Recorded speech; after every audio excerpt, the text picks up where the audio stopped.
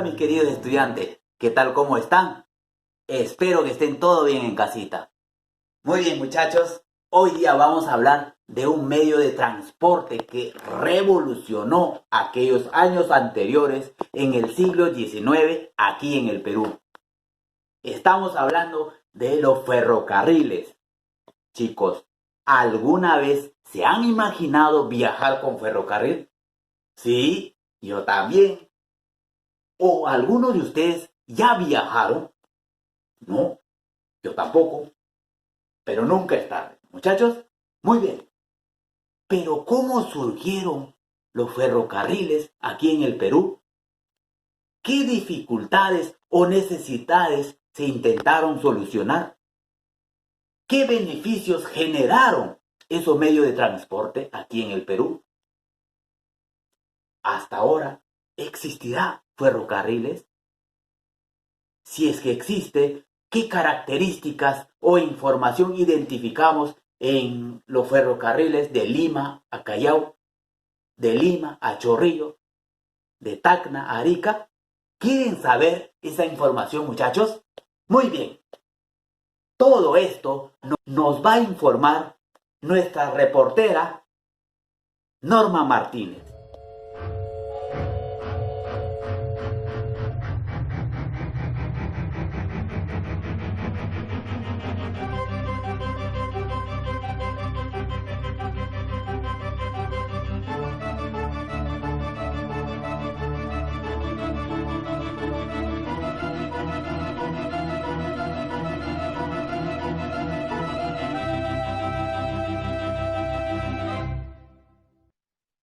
El día de hoy vamos a hablar de un medio de transporte que revolucionó el mundo y que se inventó en el siglo XIX. Además, tiene una historia fascinante en nuestro país. Me refiero al ferrocarril. Para hacer este programa hemos viajado por distintos puntos del Perú, visitando ferrocarriles que aún están en funcionamiento, como el Tacna-Arica, el Ferrocarril Central o el del Cusco, y otros de los que solo quedan escombros. De verdad que tenemos un programa impresionante el día de hoy. Lo presentamos desde el Parque Reducto número 2 en Miraflores, donde existe una réplica de la antigua estación de este lugar. Comenzamos. Soy Norma Martínez y esto sucedió en el Perú.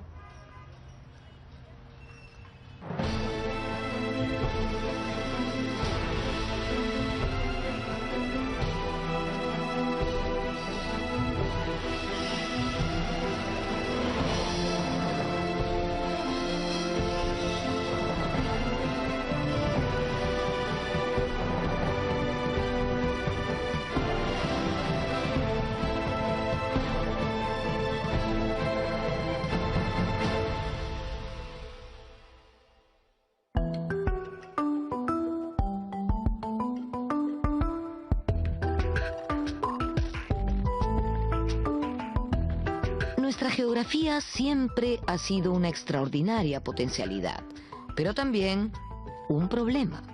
Potencialidad, entre otras cosas, por nuestra biodiversidad y todo lo que ello trae, pero problema por lo difícil que ha sido articular nuestro territorio, comunicarlo y hacer que el Estado llegue hasta el rincón más remoto de nuestro país.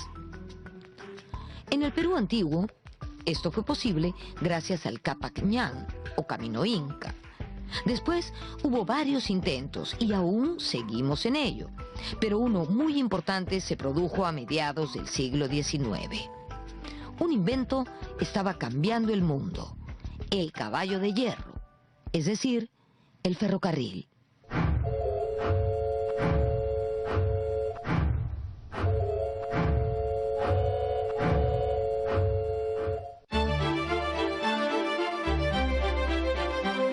Los ferrocarriles surgen en Inglaterra en la época de la Revolución Industrial.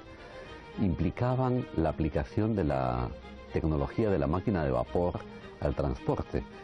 En el mar surgió el barco a vapor y en tierra era pues el ferrocarril. El primer ferrocarril me parece que corre hacia 1825 y surge en la minería, porque era en ese sector donde la necesidad de trasladar grandes cargas era mucho más acuciante. De hecho, ya en siglos anteriores se habían utilizado vagones con ruedas metálicas sobre rieles, pero tirados por caballos o mulas, de manera que lo que se hizo fue reemplazar la tracción animal por la tracción de la máquina de vapor.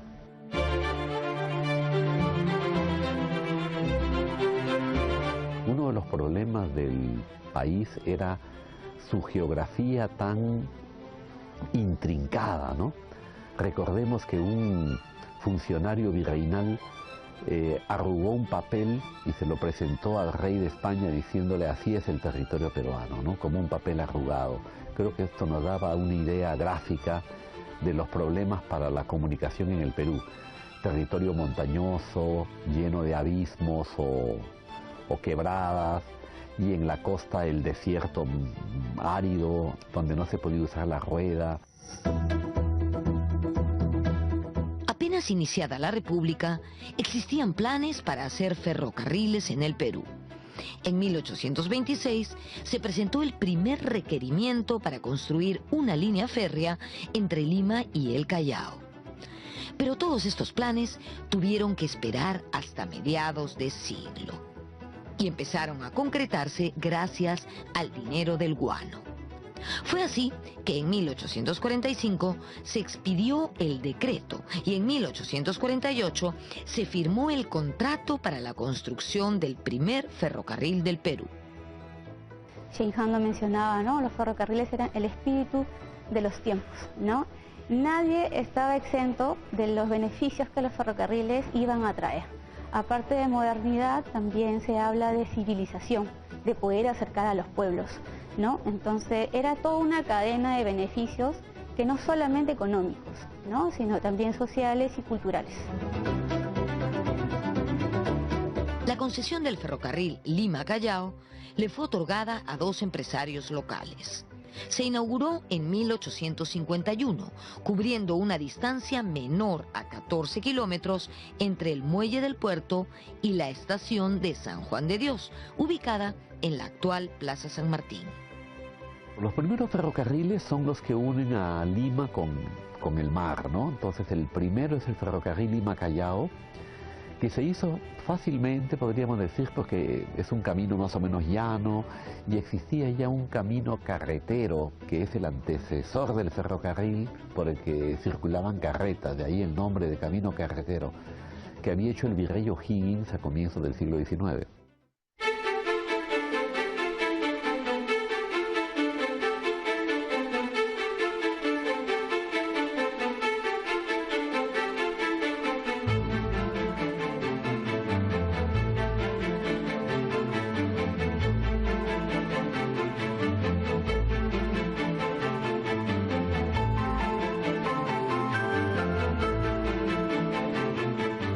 Estamos en la heroica ciudad de Tacna, en el extremo sur de nuestro país, ciudad doblemente peruana, y hemos venido hasta aquí para hablar del ferrocarril Tacna-Arica, que también es heroico y por supuesto un monumento histórico. Pero esta era una cuenca pues increíble, porque era Arica, Tacna y toda la República de Bolivia, con ciudades que en ese momento estaban en la total opulencia, ¿no? Un país tan rico como Bolivia transcurría o comerciaba por Tacna y Arica. Por eso que se dio esta prioridad y por eso el éxito que tuvo este ferrocarril por muchos años.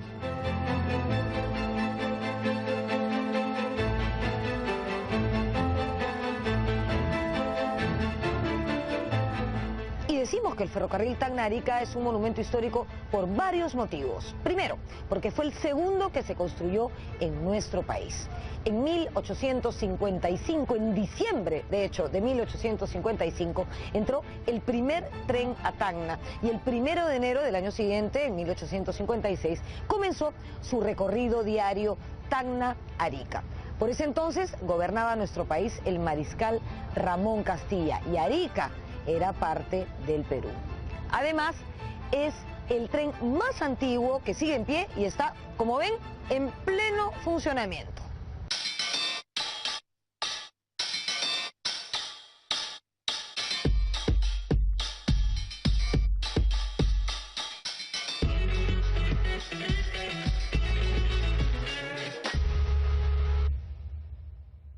El ferrocarril Tacna-Arica fue dado en concesión por 99 años. Cuando los chilenos ocuparon Tacna y Arica, este tren pertenecía a la empresa inglesa Arica and Tacna Railway Company y no pudo ser expropiado por una cláusula específica del Tratado de Ancón. En 1955 el ferrocarril regresó al Estado peruano. Ya para entonces Tacna se había reincorporado a la patria y el tramo del ferrocarril que quedaba en Arica también quedó como una posesión peruana. El ferrocarril Tacna-Arica tiene una extensión de 62 kilómetros y actualmente es administrado por el gobierno regional de Tacna.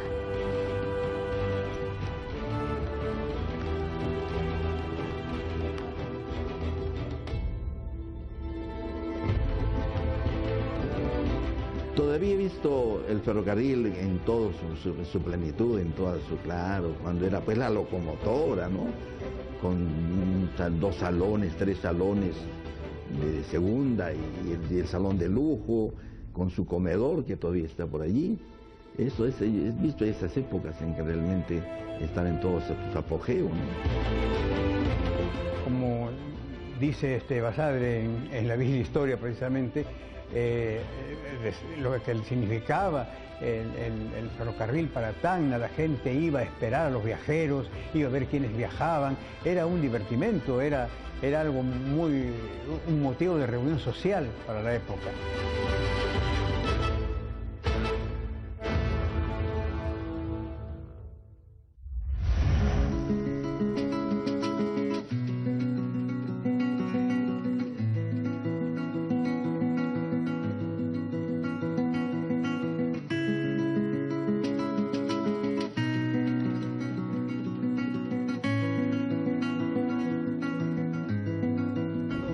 Al llegar a Arica, Basadre recuerda lo siguiente: luego de 4 interminables horas en aquella época, se divisaban la bahía, el Morro, que es donde yo estoy en este momento, las casas del puerto y el mar.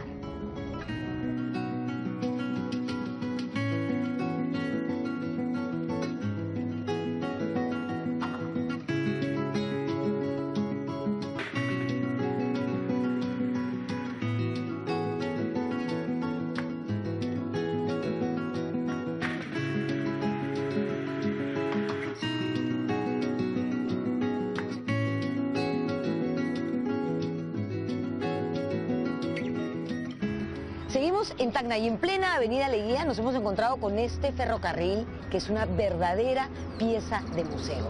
Este ferrocarril iba de Mollendo a Puno, pasando por Arequipa, y de ahí a Cusco, pasando por la cordillera de los Andes. Es realmente impresionante. ¿Vamos a conocerlo?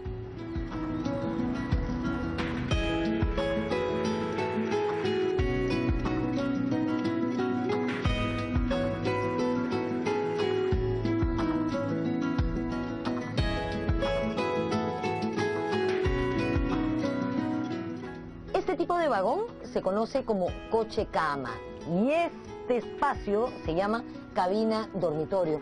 Este ferrocarril fue importado de Inglaterra en 1921, en pleno oncenio de Leguía, que si recuerdan fue de 1919 a 1930.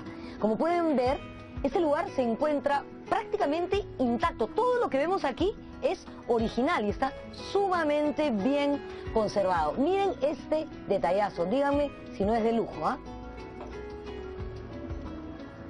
Aquí, un lavatorio, un cañito para el agua.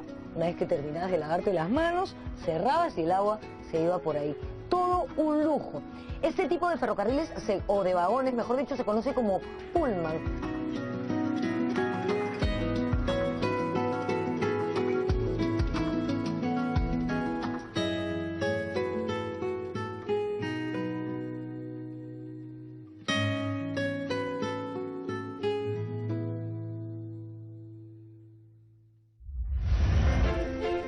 El tercer ferrocarril construido en el Perú fue el Lima-Chorrillos, inaugurado en 1858.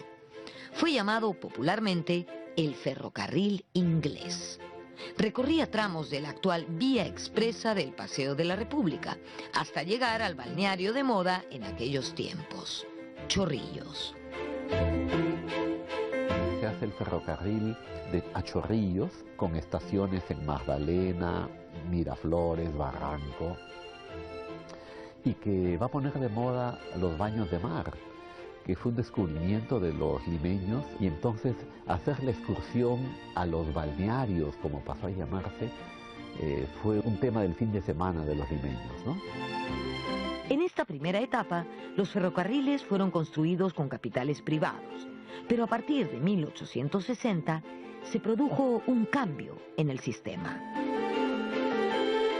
El gobierno, hacia 1860, lo que hace es dar una ley, en donde todos los proyectos grandes e importantes ya no iban a ser dados por el Ejecutivo directamente, sino que iba a tener que pasar por el filtro del Congreso. Tenía que ser el Congreso el que aprobase esos proyectos. Luego de la construcción del ferrocarril Lima-Chorrillos, sobrevino un periodo de estancamiento que duraría hasta 1868. En una década, solo se colocaron 15 kilómetros de vías férreas en todo el país. Muchas veces los empresarios no cumplían con los tiempos de inicio de obras y pedían prórroga y a la par tampoco cumplían. Entonces se cancelaba la concesión y había que volver a retomar todo el proceso de convocatoria para los proyectos. En la década de 1860, políticos como Manuel Pardo sostenían que mientras no se resolviera la carencia de vías de comunicación capaces de acercar a productores y consumidores, el Perú no se convertiría en una nación próspera. El lema de Pardo era convertir el guano en ferrocarriles. Cuando surge el apogeo del guano, al comienzo hay ciertas dudas sobre la duración que va a tener este auge, y recién cuando se toma conciencia de que es una cosa que puede durar varias décadas y no solo unos pocos años, se piensa en qué invertir esta cantidad de dinero que el Perú estaba disfrutando. Y Manuel Pardo, junto con otros dirigentes de la época, pensaron que lo más sensato era invertirlo en ferrocarriles. Esta fue la gran apuesta de esa generación. Entre 1868 y 1876 se produjo un periodo de auge en la construcción de ferrocarriles. En primer lugar, debido a la inversión del gobierno, y en segundo lugar, a la inversión privada. De los 100 kilómetros de líneas férreas que existían en 1868, llegamos a tener 1.500 kilómetros en 1879. El presidente José Balta convirtió al Estado en un verdadero promotor ferroviario. Su joven ministro de Hacienda, Nicolás de Piérola, fue el impulsor del contrato Dreyfus. Con este aval, el Estado peruano adquirió grandes préstamos y emprendió la construcción de una decena de líneas férreas. En la época del guano, el Perú adoptó la mala estrategia, diría, de gastar hoy el dinero de mañana, ¿no? Esto debido a que el guano, si bien produce ingentes riquezas, lo hace de una forma irregular y con cierto retraso, porque desde que tú extraes el guano hasta que lo transportas y lo vendes y cobras, pasan 2 o 3 años. Entonces, en esa época, el Perú vivía, el Estado peruano, de los préstamos que le hacían los propios consignatarios o la banca europea. Luego este préstamo se pagaba con la venta del guano. El Estado peruano quedaba fuertemente endeudado contra un proyecto que debía producir ingresos que permitan pagar el préstamo. Y esto fue la aritmética financiera no funcionó. El presidente Balta encontró en el ingeniero norteamericano Henry Meigs al hombre indicado para concretar sus ambiciosos proyectos. Meigs fue un personaje controvertido. Había ganado reconocimiento por haber construido ferrocarriles en Chile. La primera tarea que se le encargó en el Perú fue la construcción de la línea Mollendo-Arequipa. Yo creo que es un hombre como tantos en la historia del Perú, que tiene pues un aspecto positivo y uno no tan positivo. Es decir, por ejemplo, se acusa de que corrompió a muchos funcionarios porque le desesperaba la lentitud de los trámites, del procedimiento de la política, de la falta de proveedores, y entonces procedía a corromper a los funcionarios para que voten a favor del proyecto, no pongan trabas. Ese podría ser su lado oscuro, digámoslo así. Su lado positivo es que había muy poca experiencia en el mundo de construir ferrocarriles de montaña, es decir, que subiesen 4.000 metros de altura en un trecho corto de kilómetros.